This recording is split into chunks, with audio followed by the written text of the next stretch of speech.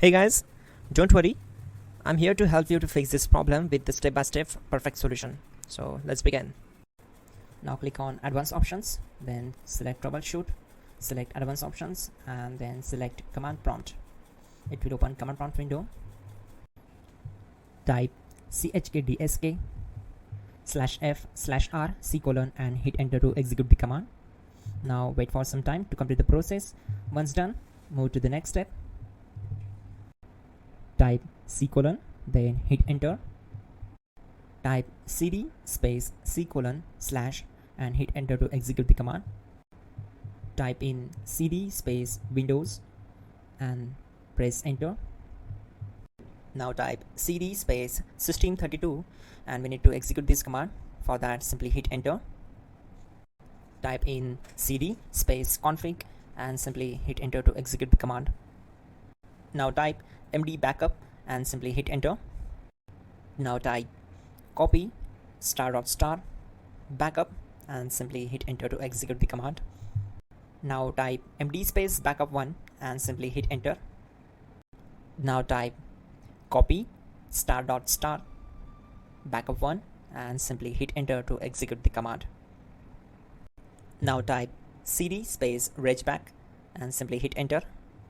Then type dir and simply hit enter. Now type copy space **space ... and hit enter. Then type all and hit enter to execute the command.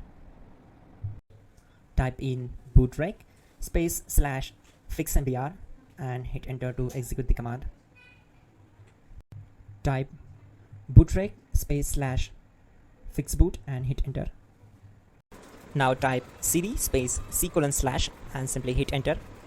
Now type this command cd space Windows /System32 /config /regback and simply hit enter to execute the command. Type bcd edit space /export space C:/ bcd backup and simply hit enter to execute this command.